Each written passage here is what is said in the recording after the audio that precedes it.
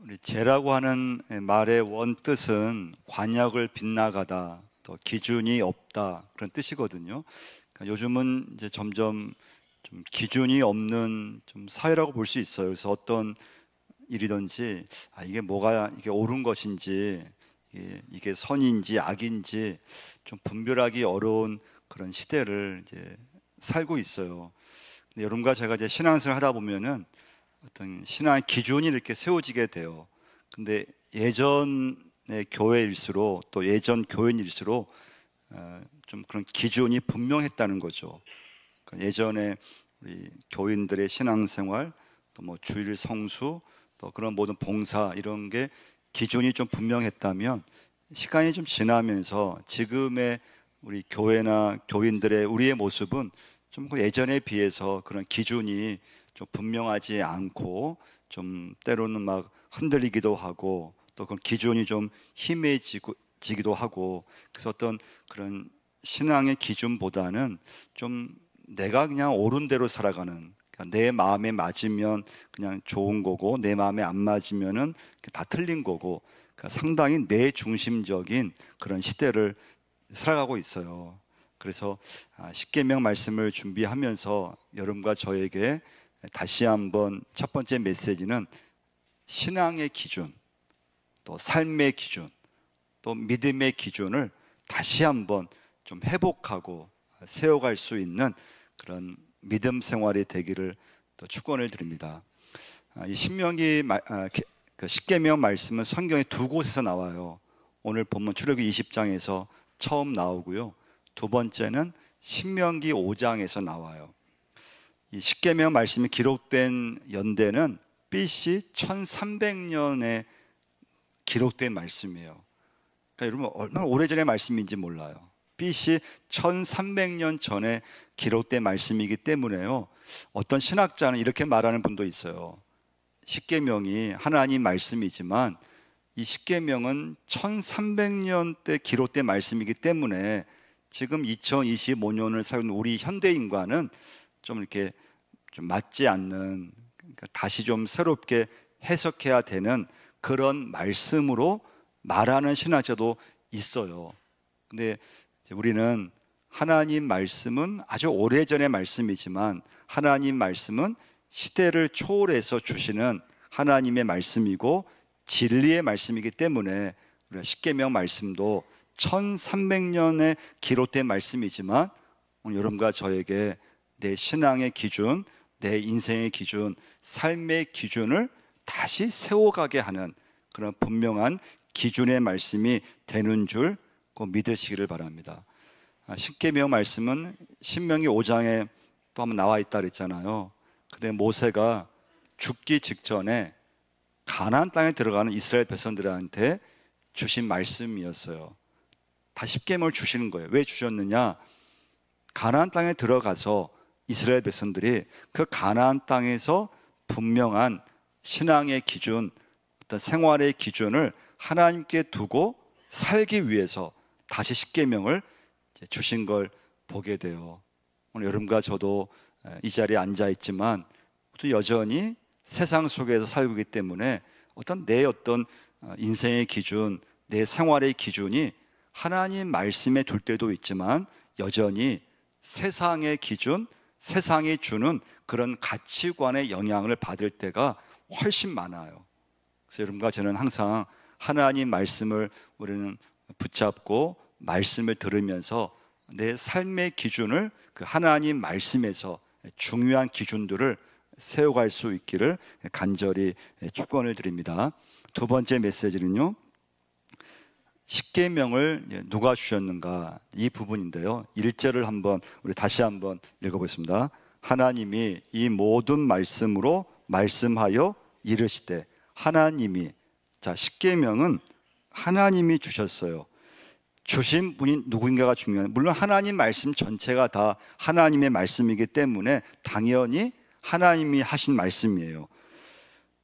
십계명을 통해서 그 기준을 제시하신 분이 하나님이기 때문에 우리는 예수 믿기 시작하는 순간부터 모든 기준이 하나님이 되는 걸 보게 돼요.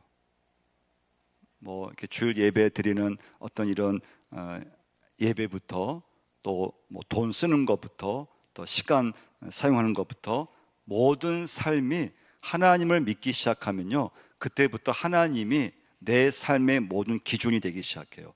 그래서 여러분, 우리가 이제 창세기 1장 1절 말씀 잘 아시잖아요. 태초에 하나님이 천지를 창조하시니라. 이 말씀이 믿어져야 성경 말씀이 믿어져요. 이 말씀이 믿어져야 예수 그리스도 십자가 말씀이 믿어져요.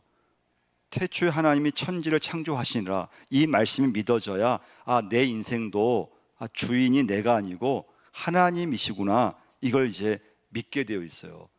이게 왜 중요한가 하면요, 우리 인생이 그냥 내가 그냥 열심히 살다가 그냥 죽으면 끝이지, 이것이 아니고, 우리 인생이 그냥 주어진 삶을 성실하게 그냥 살다가 죽으면 끝나는 것이 아니고, 하나님이 내 인생의 주인이시고 그 하나님의 말씀 가운데 살아가는 것이 우리 인생의 참 중요한 일임을 여러분과 제가 꼭 믿으셔야 돼요. 그래서 말씀을 주신 분 하나님이신데, 그러면 성경 말씀은 모든 사람에게 주신 말씀이에요.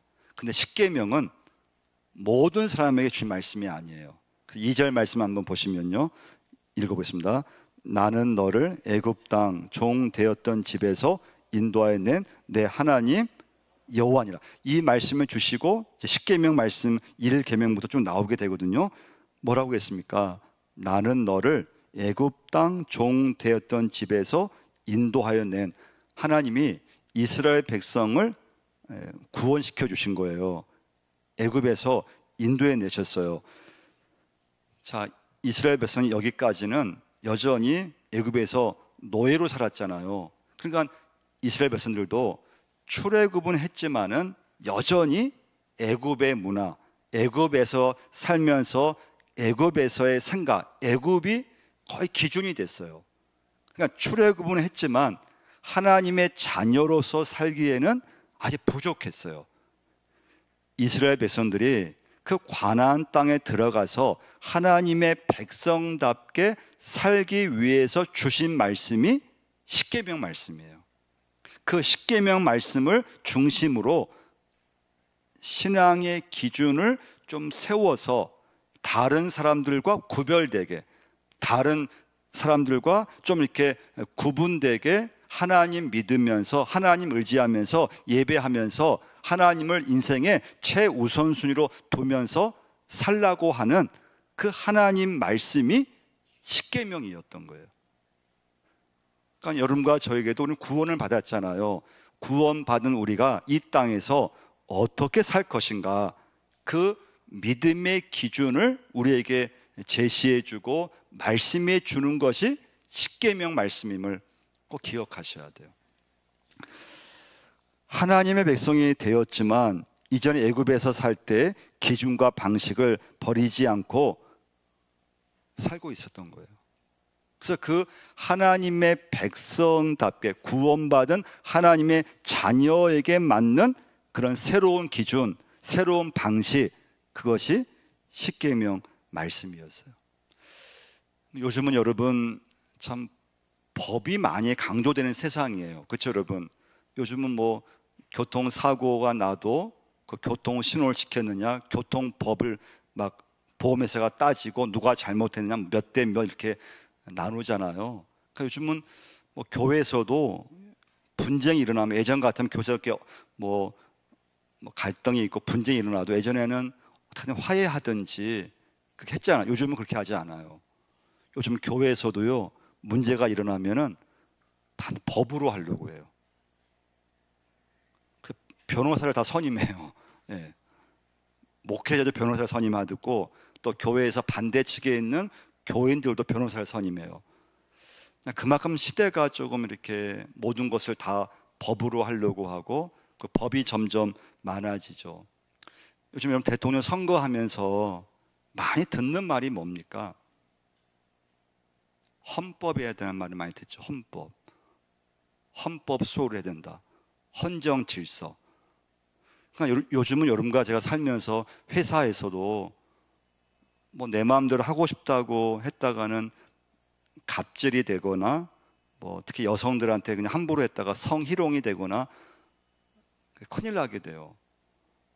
우리 공직자들 이렇게 계시잖아요. 공무원들 계시잖아요. 요즘 공직자들, 공무원들도 법 테두리 안에서 뭘 하든지 해야지만 나중에 문제가 안 되죠. 그냥 뭐 위에서 지시했다든지 또는 내가 하고 싶다고 해서 내 마음대로 했다가는 나중에 꼭 문제가 돼요. 꼭 문제가 돼요. 법에 문제가 되고 여러 가지 문제가 생기는 걸 보게 돼요.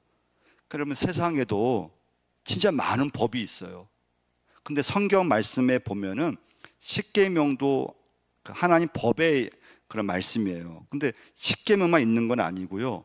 뭐 성결법, 제사법, 또 레위기법, 성경 말씀에도 법에 대한 말씀이 굉장히 많아요. 그 이유는 여러분과 제가 하나님의 자녀가 이 땅에서 어떻게 살 것인가를 하나님께서 미리 우리에게 알려주신 것이 하나님 말씀이고 십계명 말씀임을 꼭 기억하셔야 돼요. 그러니까 우리 세상에서도 교통신호 이렇게 어기면 안 되잖아요. 하여튼 나중에 문제가 되면 법을 지켰느냐가 중요한 것이 돼요. 저희 교회가 이렇게 돌봄센터를 하고 나니까 다른 교회에서도 이렇게 이거 좀 하고 싶어 하는 거예요. 그래서 여러 교회가 이제 관심을 갖고 한 교회가 우리 교회가 공간이 많고 하니까 하겠다고 신청을 했어요. 근데 저도 그냥 공간이 있으면 다 이게 되는 줄 알았어요. 근데 시에서 꼭 미리 그 이제 공간을 이렇게 살펴보고 그리고 꼭 이제 확인하는 게 뭔가 하면요. 그 건물이 법에 이렇게 문제가 없는가를 봐요. 근데 여러분 옛날에 집이든 교회든 옛날엔 다 좀 이게 뭐 그냥 무허가라 하잖아요. 허가받지 않고 이렇게 가건물로 이렇게 교회에서 뭐 옥상을 짓는다든지 또 옆에 좀 공터가 있으면 그 가건물로 지어서 쓰는 경우가 굉장히 많았어요. 그 교회 역시 생각지 않은 아주 옛날에 그 옥상에 가건물이 된 그 공간이 있었어요. 지금 계속 쓰고 있는 공간이에요. 근데 시에서는 그 법적으로 허가받지 않는 그 곳을 철거해야 그 돌봄센터를 교회가 유치할 수 있다는 거예요. 그러니까 이제 교인들이 이게 참 많이 나누어지겠죠. 그걸 철거하자는 그런 이제 쪽도 있고, 그냥 우리가 잘 공간 쓰고 있으니까 돌봄센터 안 하면 되는 거지. 그래서 그 교회가 이제 포기를 했어요.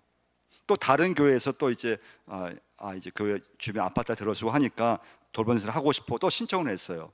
그 교회도 될 줄 알았어요. 저도 당연히 될 줄 알았어요. 그 교회 역시 또 와서 조사해 보니까 그 식당과 연관된 또 이 좀 가 건물이 있었던 거예요. 허가받지 않는. 근데 교회에서는 잘 쓰고 있는 거예요. 그 공간을 또 헐어야지, 철거해야지만 또 돌봄센터 할 수 있다는 거예요. 그 교회 역시 또 이렇게 당회에서 또 이렇게 회의를 하고 했는데 또 이렇게 좀 의견이 나눠지는 거예요. 결국은 그 교회 역시 이제 유치하지를 못했어요. 다른 교회가 결국은 하게 됐는데요. 지금 산불 피해가 나도 이렇게 보상을 많이 받잖아요. 보상이 있는데 그 역시 그 집이나 피해를 입은 집이나 땅이나 어떤 그런 건물이 법적으로 문제가 없어야지만 받을 수 있다는 거예요. 근데 문제가 있거나 또 이게 뭐 무허가 건물이거나 집이면은 또 이렇게 좀 보상을 제외된다는 거예요. 그러니까 지금은 이 세상이 모든 게 다 법으로 이렇게 해결하려고 하고 하여튼 법의 테두리 안에 있어야 되는데 하나님의 백성인 여러분과 저도 세상에 살면서 분명한 신앙 기준, 내 삶의 기준, 믿음의 기준, 이걸 하나님이 말씀을 통해서 여러분과 저에게 주셨음을 꼭 믿으시기를 바랍니다. 그럼 세 번째 메시지예요. 자, 그러면 왜 십계명 말씀을 왜 여러분과 저에게 주셨느냐 이거예요. 물론 신앙의 기준을 세우기 위해서 주셨어요. 그럼 여러분과 제가 그런 신앙의 기준을 가지고 살 때에 하나님 주시는 어떤 은혜가 무엇인가 하면요, 행복이에요. 행복. 할렐루야. 하나님 말씀을 내가 순종하고 그 말씀을 지키고 분명한 믿음의 기준을 가지고 살아갈 때 내가 하나님 주신 것이 뭐냐? 행복이에요. 행복. 근데 이건 여러분 체험하셔야 돼요. 그 교회 처음 나올 때는요, 교회를 다니면 뭔가 내가 좀 이렇게 속박되는 것 같고, 교회를 나오면 뭔가 이렇게 세상보다 좀 자유롭지 못하는 것 같고, 그런 느낌을 가질 때가 있어요. 그래서 잘 교회 안 나와요. 못 나와요. 나오고 싶어도 교회를 나오는 순간에 뭔가 이렇게 막 내가 내 삶이 거기에 막 매여 있게 되고, 지금은 이 현대인들이 뭘 많이 얘기하는가 하면 자유를 많이 얘기하거든요. 누구 간섭받기 싫고, 신앙생활 하더라도 누구 나에 대해서 간섭하지 않고, 교회를 안 나와도 누가 나를 뭐라고 하지 않고, 교회도 가고 싶을 때 가고. 지금 시대는 굉장히 자유를 강조하는 시대예요. 내가 하고 싶은 걸 내가 하려고 하는. 그러면 여러분과 제가 내 인생도, 내가 그러면 내 인생의 주인이기 때문에 내가 내 인생 계획 잘 세워서 좀 멋지게 살면 되고, 그러면 우리 인생이 좀 안정되든지 여러분과 저의 인생이 막 그냥 행복해야 되잖아요. 근데 현실은 그렇지 않다는 거예요. 현실은요, 자유롭게 사는 것 같은데 자유롭지 않아요. 내가 내 인생을 자유롭게 내가 선택하면서 좀 인생을 살고 싶은데, 근데 내 마음은 자유롭지 않다는 거예요. 그래서 여러분과 제가 예수를 믿으면서 하나님 안에 살아가는 거, 믿음을 한다는 거, 처음에는 그냥 구속받는 것 같고 얽매이는 것 같고 할지라도 내가 은혜를 받으면 이상하게 하나님 말씀에 순종하고 싶어지고요, 내가 은혜를 받으면 하나님 말씀이 내 인생에 아주 중요한 기준이 되어가는 걸 경험하게 돼요. 할렐루야. 그게 행복이에요. 이 체험이 있기 때문에 내 자녀에게 믿음을 강조하기 시작하는 거예요. 내 자녀가 아무리 세상에 성공하고 잘 돼도 하나님 안에 살아가는 것, 신앙의 기준을 가지고 그래도 예배하면서 살아가는 그 삶이 행복하기 때문에 내 자녀에게 믿음을 강조하고 또 내 삶 속에서 더 아주 어떤 분명한 기준을 가지고 거기서 살아가는 걸 보게 돼요. 그래서 문제가 하나가 있어요. 문제는 무엇인가 하면요, 여러분과 제가 예수 믿고 말씀대로 산다고 해도 언제든지 믿음에서 떠날 수 있다는 사람임을 꼭 기억하셔야 돼요. 그게 인간의 죄성 중에 하나예요. 내가 예수 믿고 지금 이 자리에 앉아 있고 한데, 사람은 언제든지 어느 순간 하나님을 떠날 수 있는 그런 기질을 갖고 있어요. 그래서 내가 여러분과 제가 예배드리지만 어떨 때는 좀 내 인생 내가 좀 하고 싶은 대로 좀 이렇게 멋지게 한번 막 살고 싶은 생각이 들 때가 있잖아요. 근데 그런 마음이 조금만 들어도 그 사람은 하나님 말씀에서 떠나기 시작해요. 내가 내 인생의 주인인데, 내가 좀 주인 되어서 내가 계획을 멋지게 세우고 좀 내가 내 인생 내 아이들과 함께 내가 행복하게 살면 되지, 그런 마음을 조금이라도 가지는 순간에 그 사람은 하나님에게서 벗어나려고 해요. 떠나게 되어 있어요. 그러면 하나님에서 떠나서 살면 내가 좀 자유롭게 살고 내가 하고 싶은 대로 내 기분대로 살고 그러면 행복해야 되는데, 현실에서는 행복하지 않다는 거예요. 점점 사람들은 중독자가 점점 늘어가요. 점점 우리 현대인들은 예전에 볼 수 없었던 우리 어른들이, 치매를 걸리시는 어른들이 점점 늘어나요. 그러니까 여러분과 제가 오늘 말씀에서 하나님이 말씀을 주신 이유는 신앙의 기준을 가지고 살라고 말씀하셨는데, 그게 우리가 예수 믿을 때, 처음 믿을 때는 그게 막 뭐 좀 이렇게 나를 막 이렇게 구속시키고 얽어매는 것 같은데, 근데 은혜를 받고 나서 하나님 말씀 안에서 내가 살아가는 것이 내 인생의 엄청난 행복이고 우리 가정이 행복할 수 있는 비결이 하나님의 말씀 속에 있다는 것을 꼭 믿으셔야 돼요. 오늘 말씀은 결론이에요. 그래서 여러분과 제가 내 삶 속에서 신앙의 기준들을 자꾸 이렇게 세워 가셔야 돼요. 요한일서 5장 3절 말씀이에요. 하나님을 사랑하는 것은 이것이니 우리가 그의 계명들을 지키는 것이라. 그의 계명들은 무거운 것이 아니로다. 제가 이 말씀 준비하면서요, 창세기 1장 2장 말씀을 좀 묵상했어요. 여러분, 창세기 1장 2장 에덴 동산의 말씀이잖아요. 여러분 한번 생각해 보세요. 에덴 동산에서 최초의 아담과 하와가 살았잖아요. 거기에는 기준이 있었을까요? 없었을까요? 말씀이 있었을까요? 없었을까요? 율법이 있었을까요? 없었을까요? 있었어요.